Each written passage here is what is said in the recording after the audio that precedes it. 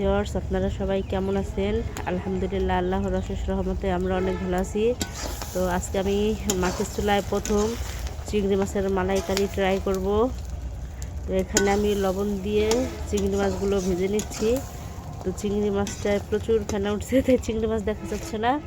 এই তো এক টুকরা ভেজে নিয়ে উঠেছি। তো পরে আবার আমি দেখাবো কি কি মশলা দিলাম মাছে। এখন আমার চিংড়ি মাছগুলো উঠানো হয়ে গেছে। ওই তেলের মধ্যেই আমি বেশ খানিকটা পেঁয়াজ কুচি দিয়ে নিচ্ছি। এই তো এখন আমি এই পেঁয়াজগুলো তেলের মধ্যে ভেজে নিব। এই তো আমার পেঁয়াজটা হালকা লাল করে ভেজে নেওয়া হয়ে গেছে। এখন আমি রসুন আর জিরা বাটাটা দিয়ে দেব, দিয়ে খুব ভালো করে কষিয়ে নিব।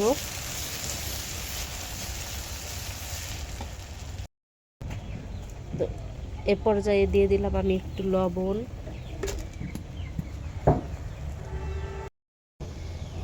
একটু হলুদের গুঁড়ি,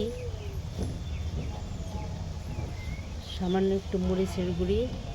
এটাকে আমি সুন্দর করে আবার কষিয়ে নেব। তারপরে দেব একটু নারকেল বাটা, তারপরে দেব নারকেলের দুধ। যখন নারকেল বাটা দেব তখন আবার আপনাদের দেখাবো। তো এখন আমি দিয়ে দিলাম এই তো নারকেল বাটাটা।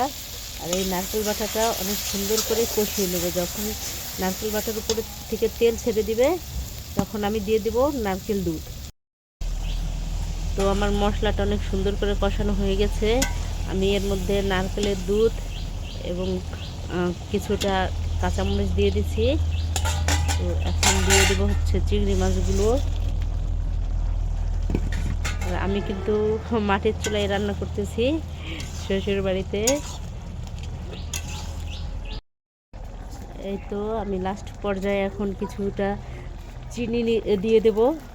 হালকাই চিনি দিয়েছি, এটা স্বাদের ব্যালেন্সটা ঠিক রাখবে। তো যদি পরে একটু মনে হয় আমার লবণ দিতে হবে, আমি লবণ দেব।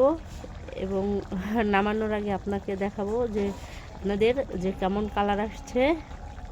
তো আজকে দুপুরে আমাদের গরম ভাতের সাথে চিংড়ি মাছের মালাইকারিটাই খাওয়া হবে।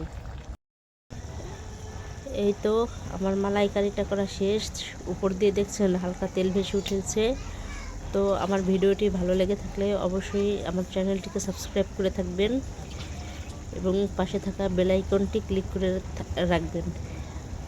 সবাই ভালো থাকবেন, সুস্থ থাকবেন। আল্লাহ হাফিজ।